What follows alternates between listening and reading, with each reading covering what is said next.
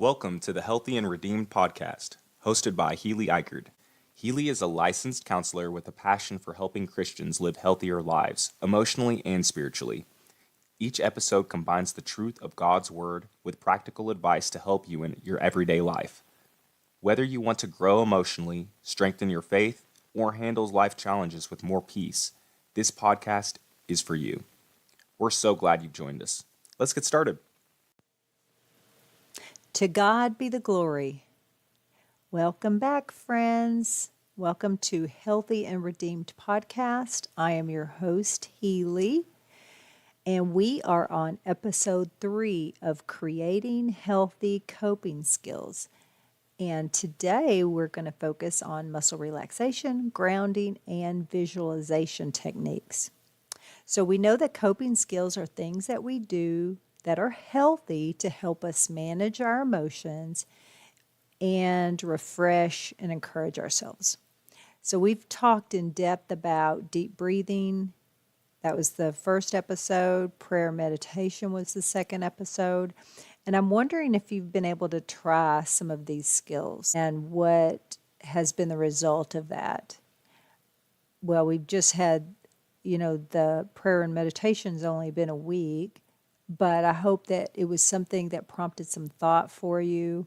The deep breathing's been a couple weeks ago. That episode dropped. And so I'm wondering if you've been doing your deep breathing for a couple weeks. It doesn't really matter if you experience mental health issues or just anxiety or worry or things like that.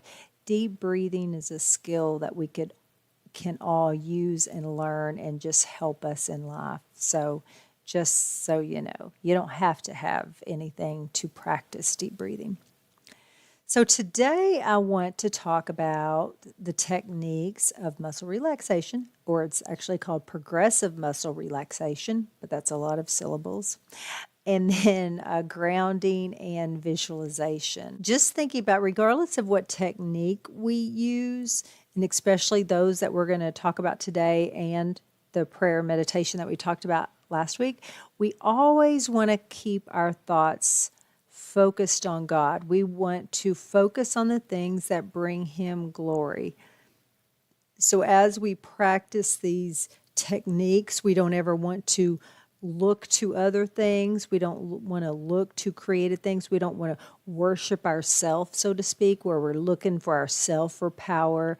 We look to God for all things. And that's what we want to always keep our mind and thoughts focused on, okay? And I do want to say this too. If you've had a past where maybe meditation or visualization or things like that have been related to some sort of trauma or the occult or something like that, these probably may not be the best coping skills for you unless you've completely healed from that and it doesn't bring up anything for you. So that's just a note as we go through these things, because we do want to practice a few of these techniques today, because that's how we roll around here. Anyway, so sometimes you might hear negative things about, oh my gosh, should Christians meditate? Oh my goodness, should Christians be using visualization or these sort of things that have been used wrongly in the past? And I'm not a person that I think we can do what God has created to help us as long as it's scriptural and focused on truth. We're focused on God. Our heart and mind's focused on Him.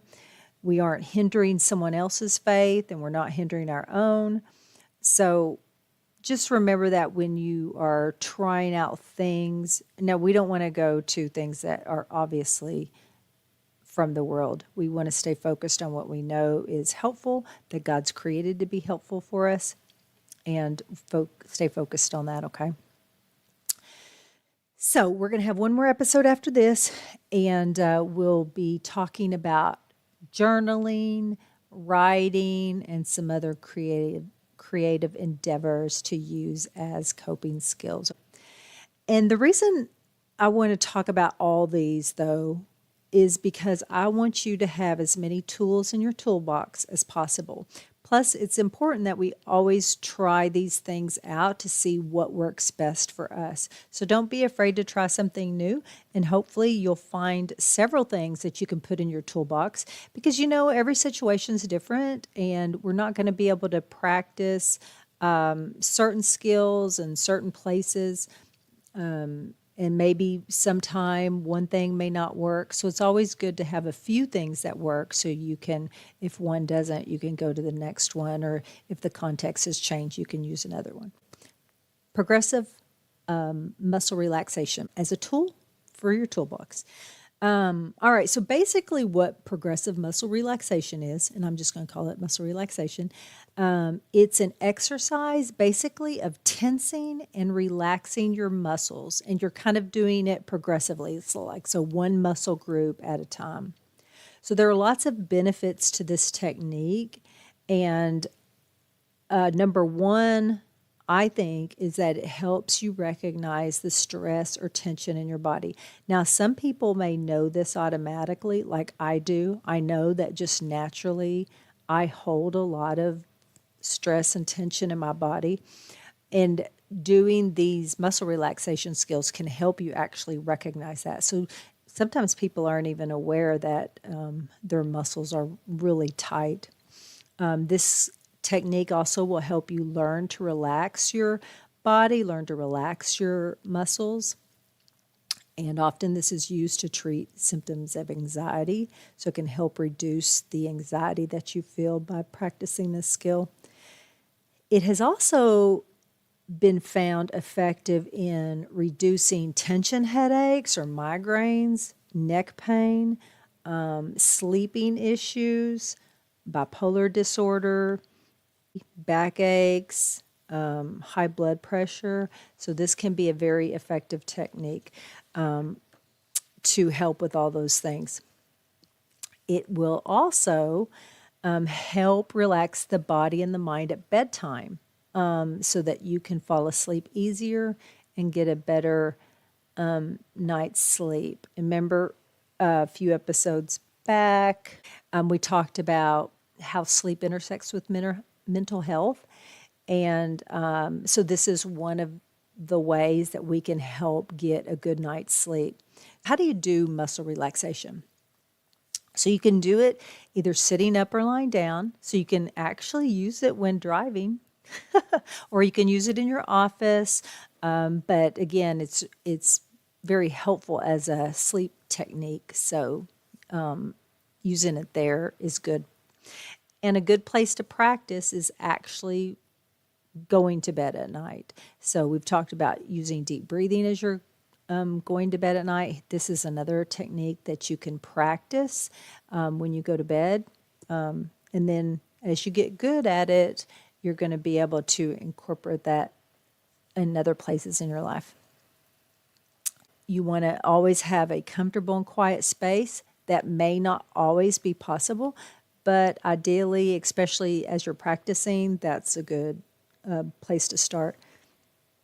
And basically, you can either start from your the muscles from the top of your head, or you can start with your feet. And you're just going to move from muscle group to muscle group, tensing and relaxing. So you can do it, and I think I have this in my book, the example of tensing for 5 seconds and then releasing for 10. So we would tense up a muscle group and then relax it. We're also going to breathe deeply as we're doing that. So the natural tendency is to hold your breath when you tense your muscles, but we're not going to do that. We're going to try not to do that. That's why this stuff takes practice. We're going to try to just breathe in as we tense the muscle or the muscles, because we're doing groups at a time. And then we're going to breathe out as we relax. And then we'll do that for 5 and 10 seconds. Don't get hung up on all that exactness. Okay. So basically you can, let's just practice with our fist, with our hands. So we're just going to make our hands into fists, and we're just going to tense them, squeeze them as tight as you can for 5 seconds, breathing in And then relax and breathe out. And relax your hands as relaxed as you can get them. Okay? So you can also do it in a count of 10 and 20. That's kind of harder to get your breath to do that. But if you can do longer, then that's an option too. So let's just try to do the a muscle group. So let's start with our toes, okay? Let's start from the bottom and work our way up. Well, we're not going to do the whole exercise. I'm just going to do a few to kind of get you familiar with what it feels like and how it is to relax, okay? And actually, I might jump out of order because I'd like to so we'll do the toes and then we'll go up and maybe do our shoulders or something, okay?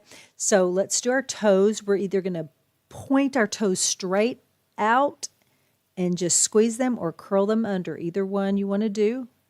And we're just going to make them, curling under feels more tense to me, so that's what I'm going to do. So you squeeze those in and then relax. Breathing out and then squeeze them again, tight as you can, and then relax. Try to get them just as loose and relaxed as you can. You can do that one more time. Tight.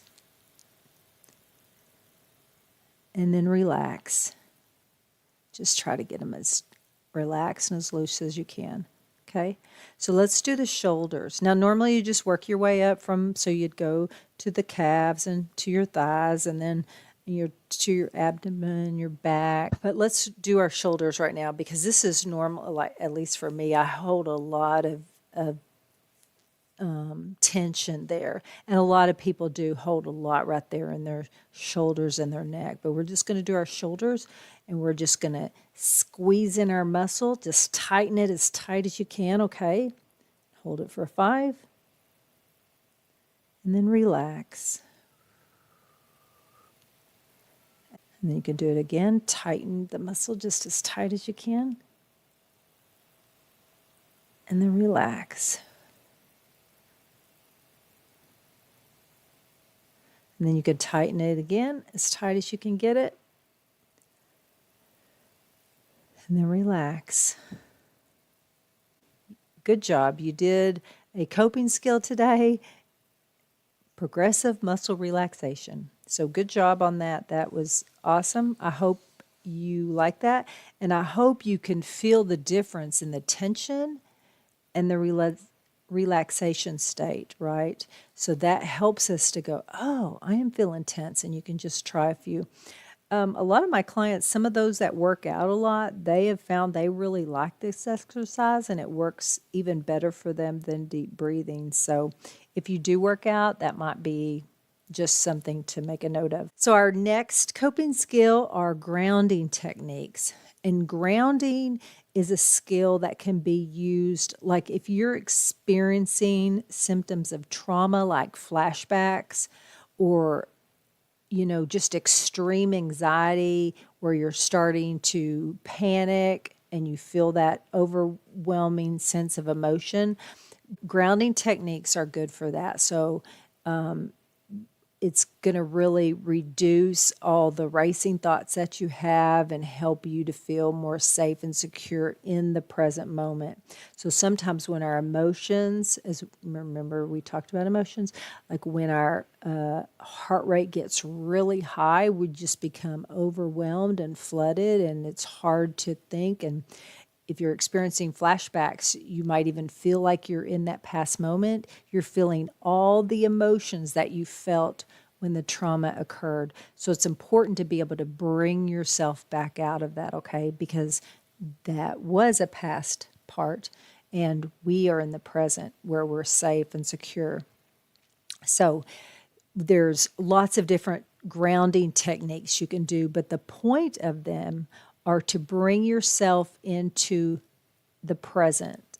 So where you get yourself back to the present place. So one way to do that, there's lots of ways, and hopefully this will spur some ideas for you on if you've experienced this overwhelming feeling, maybe you can think of some ideas on how to ground yourself. So one way to ground yourself is just saying something out loud, like I'm here right now in my office, so-and-so's here, I see a couch, I hear sounds. You can name those sounds, things like that.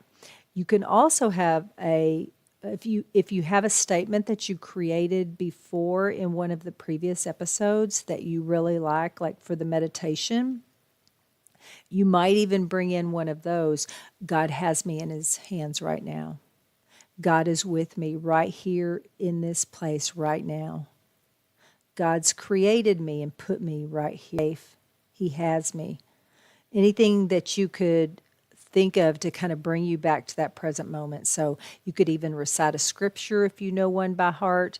But if you did the exercises from last week and of using the meditation scriptures, that those would be, if you've already memorized one, that would be a good one to bring in. But it's important to have one because you want to already know it. You want to have it already in your mind, like when you're in your calm state, so that you'll have it ready to go if you get in an overwhelmed state. So you can also use your senses to bring you back to the current place. So it might be where you do just start describing using all your senses. So you might describe what you see, just the things that you see in the room, and you say those things. Yes, I see a chair and I see a pillow, and you might even say the colors and the firmness or the softness or the texture or things like that. You also say what you hear. What kind of sounds are you hearing? You would describe those out loud. You might say what you're feeling, like what's touching your body. Where are you having, if you're sitting in a chair, of like the feelings of, I have a pillow behind my back, or have a cushion under my seat, or my feet are on the wood floor, the cement floor, or the carpeted floor. You're also going to say what you can smell, if there are any smells of smells like cookies are baking. That's what sometimes those candles smell like. So you can say what you smell. And you could say what you're tasting. If you have any taste in your mouth, you could say that. So that'll bring you back to the present moment. You're using your senses to bring you back. Also focusing on an object. So there might be an object like, okay, there's a lamp, and then you just describe the lamp. You're just going to focus on the lamp only, or whatever's in the room, or wherever you're at. If you're outside, would be even better. Then you've got lots to describe. But you're just going to pick one thing and focus on that and describe every aspect of that thing. So can you see kind of just in those few things, like what that's doing? It's taking you from the extreme place of that past place that made your body and your brain be overwhelmed, back to the current place where it's safe, everything's okay. All right. Now, you wouldn't do this if there was actually danger, but this is when you're having a panic attack or anxiety attack or flashbacks. And you are in a safe place. You're just trying to get yourself out of that other state. Also, drinking a glass of water and just focusing on the water entering your mouth and going down your throat to your stomach. I've had a client tell me that what's helped her is like eating those warheads, those sour, so maybe some sour candy or something that just really disrupts the taste buds. Then you can focus on that taste and the effects that's happening in your mouth. Pop rocks might be a good one. So applying a cold washcloth to your face, and if you have some like lavender essential oil to put on there, that might be a good. And you could focus on the smell. You can focus on the feeling of the cloth to your face. So another is you could do some light stretches, just focusing on the muscles that are pulling or stretching. You just really intensely focus on those muscles that are stretching. You could take off your shoes, and especially if you're outside, and just stand in the grass and then just focus on that feeling of standing there in the grass. There's a lot of research, too, to show that this is therapeutic in lots of ways, but being outside and in nature can be very helpful as well. But if you're outside, you take off your shoes, you're just going to then focus on the sensations, the feelings, the touch of the grass and the feelings of that. You could also take a walk and then pick out things along your walk to focus on, describing those things. You can also create a grounding object that you carry with you. So I don't know, like when I was in high school, they had these things called worry stones. I mean, I don't think I was a big worrier, but I did have one, and you could have it in your pocket, and it was like this round, flat stone, and it had a little groove out of the center, so you could like rub your thumb in it.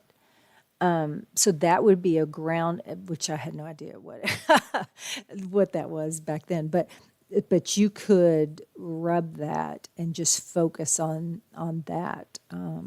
So if you're feeling distressed, you could pull out that stone or something in your pocket. I mean, it could be a coin, it could be anything. As a Christian, though, I personally prefer techniques that pull us back to God in some way. So maybe when trying one of the things that I talked about before, if you could figure out, you have to think about this beforehand of ones that you could use, but how could you pull that back to focusing on God?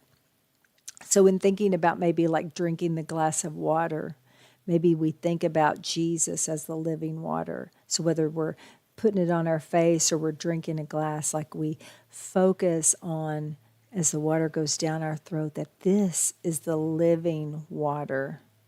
Like that living water will never run dry. And doesn't that like even amped up the grounding? I mean, it would for me. So maybe when you're stretching, you're focusing on the fact that God made this muscle unique and it has its own purpose, right? If you're focusing again on something in the room, it might be, maybe it's a cross hanging on the wall, right?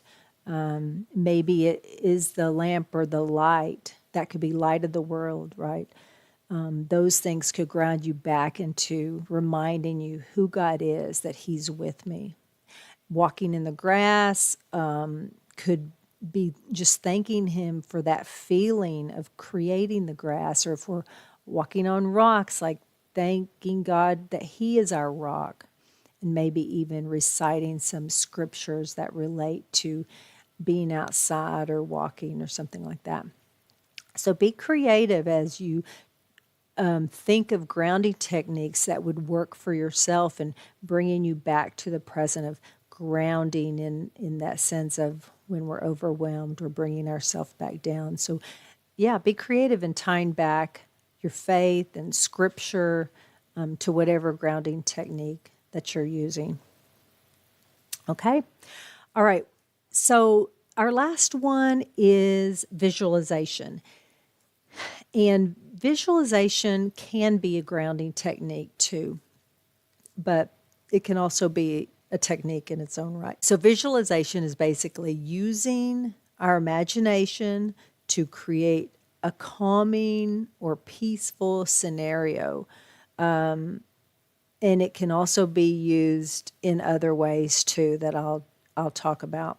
Visualization has been proven to relieve anxiety. It actually activates the body's relaxed response system and can also be used to decrease fears and improve confidence and motivation. The really neat thing about the mind is that, have you ever like been recounting a story to someone and you start feeling the same emotions that you had when you were actually in the story? So maybe you're sharing with a friend about your interaction with the boss that was really negative, and you just start getting all ramped up again. There's something about our brain that we can feel the same exact emotions like we're actually there, but we're not. And that's kind of where visualization comes in. We can, if used in a good way, we can actually feel like if we're imagining we're laying on a beach and we're doing that visualization well, we'll actually feel the same emotions like we're laying on the beach. So it's really kind of neat. So, so visualization can be used for reducing fears. I've used it in session to help people work through fears. And I'll use an example of being afraid of flying. Okay. So sometimes just the thought of thinking about flying for some people makes them anxious. So one thing you could do and use visualization is you take like the first thing that makes you anxious and like maybe driving by an airport or seeing a plane in the air or, you know, booking a flight or whatever is kind of the lower anxiety, you kind of visualize that and you work through that to calm yourself down.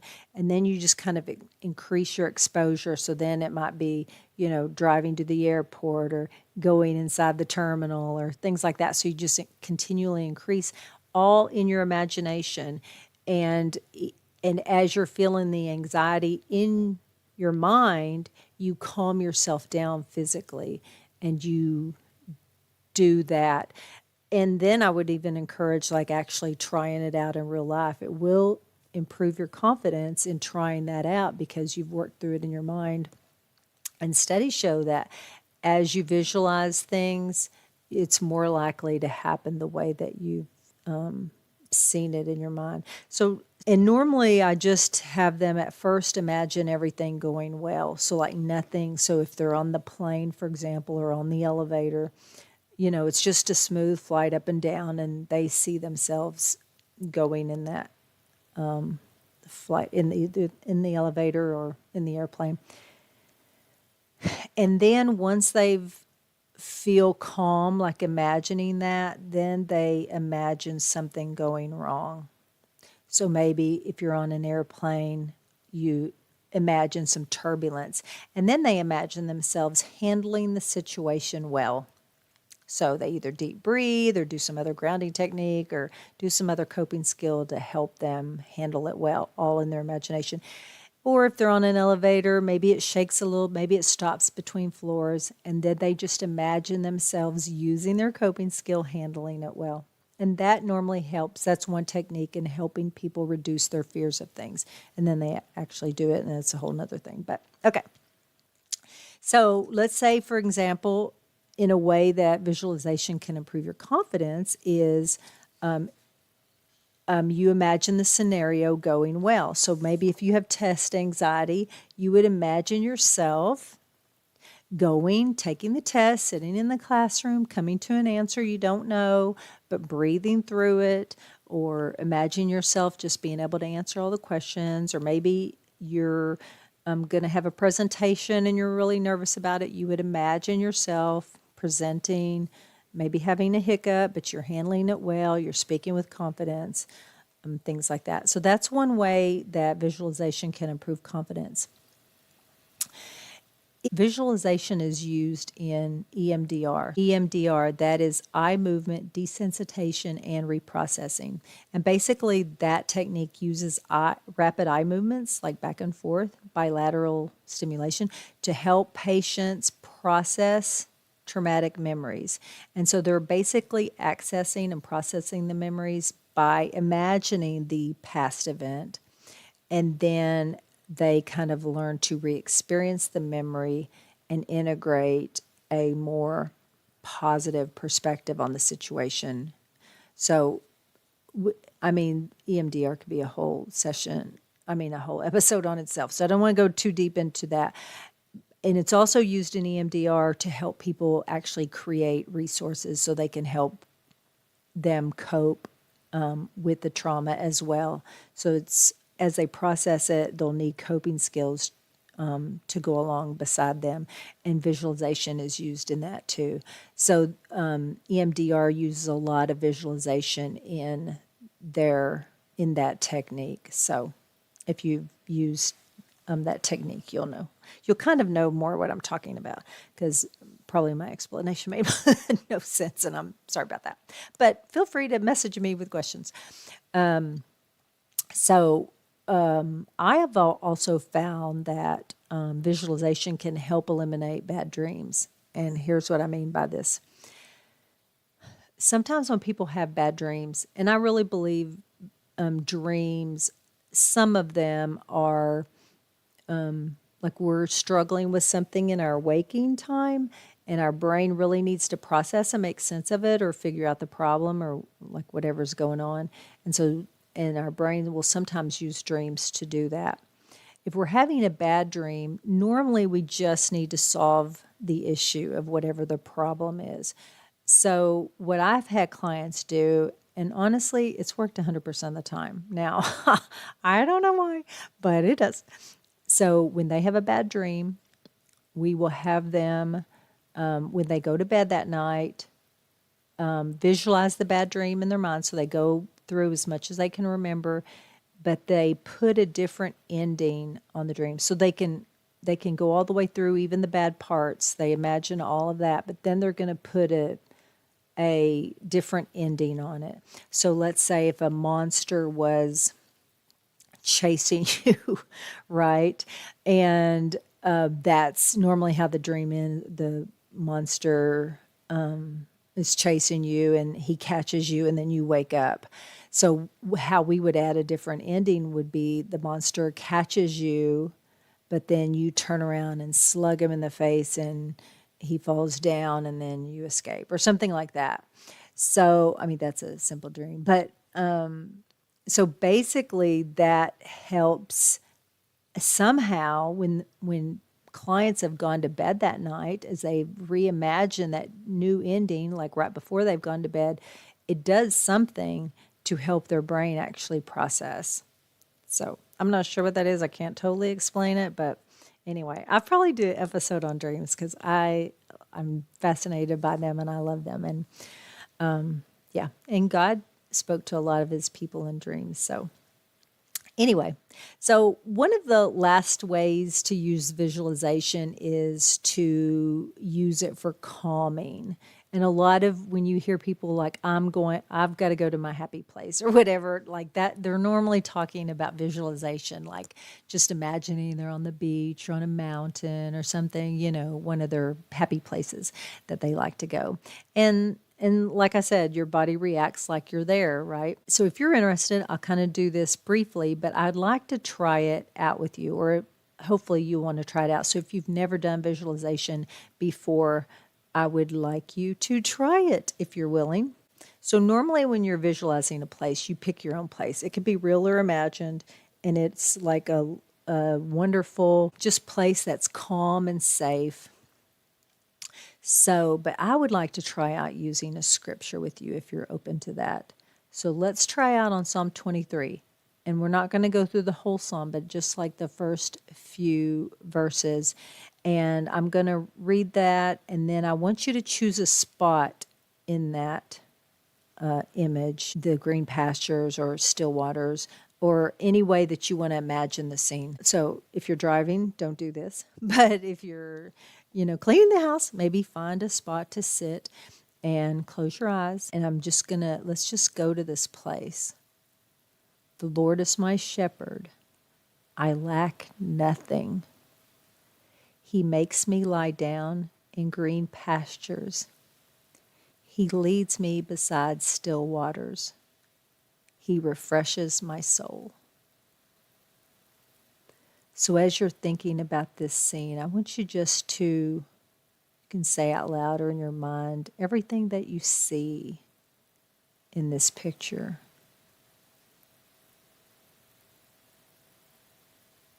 What does this place look like? What do you see? So describe it, the colors, the objects, whatever's there. Is the Lord there? Or can you just feel his presence? What does this place look like? And what do you hear as you're there? Do you hear sound of water? Or do you hear the wind in the trees? And what are you feeling as far as touch? Can you feel the grass? Can you feel the water? Or do you feel the sun hitting your face? Do you smell anything?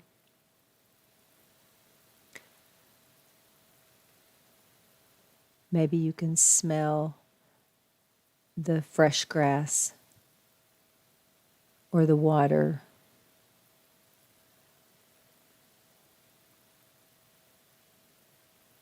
Anything else that you see or hear or smell? Anything you taste?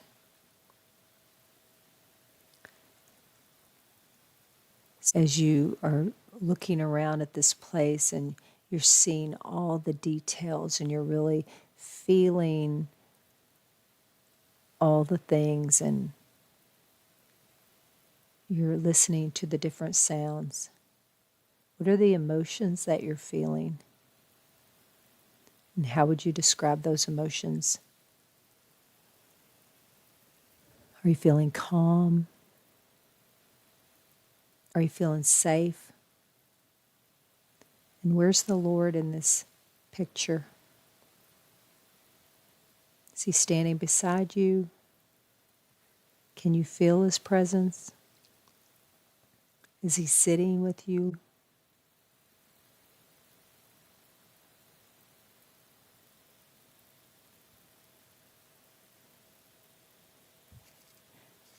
And then when you're ready, you can just open your eyes.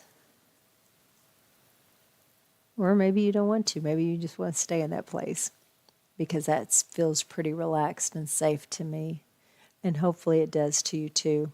If you do find something that intruded on your space, you find out what that is and you work to get that out. Because sometimes as we're thinking about things or doing things, in our imagination, things can disrupt that. I remember one time I was doing an exercise with somebody imagining a scene, and suddenly people somehow got into my imagination, and I had to go to a new place because, yeah, that was just ended up being disruptive for me. So if that is for you, you may have to find a new place. Maybe you leave the green pasture and go beside the still waters, right? Or maybe you go to a new pasture. But you can use any place that you like. I thought it would be fun to use Psalm 23 because that seems so peaceful and safe, especially knowing that we're the sheep and we have a shepherd that watches over us. All right, so today we've talked about progressive muscle relaxation that we can use at bedtime. We can use it after a stressful event, or we can just use it to cope with some tension in our body. Grounding, we talked about that we can use when we're feeling very overwhelmed with emotion, having a panic attack or flashbacks. And visualization, we can use anytime that we want to calm our body and go to a safe, calm spot, especially if we've had a hard day or we're feeling really stressed. We can also use it as in our prayer time or our meditation time. Because think about how much if we imagine we're in with God. I want to encourage you to practice one of these skills. Just pick one and practice it for a week. And then really reflect on the impact that it makes. Or maybe if it doesn't make an impact, notice that too. Because either way, we need to notice that so we can say, yep, this works, or nope, it doesn't. But I want you to try one of these skills this week. You don't have to be stressed to try one of these things. We want to use our healthy coping skills also as preventative measures so we don't get overwhelmed, so we don't get stressed out.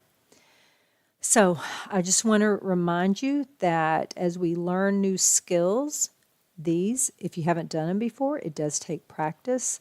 They're not something that is just going to be, something that comes real easy. Remember that being healthy is hard, but it is so worth it. So we definitely want to practice the hard stuff, be willing to do the hard stuff. Now, let's go live healthy and redeemed, reflecting Christ in all that we do. Thank you so much for joining me today, and Lord willing, I'll see you next time. Thank you for listening. The information provided is to be used as a resource. If you have a serious mental issue, we would encourage you to contact a therapist in your state.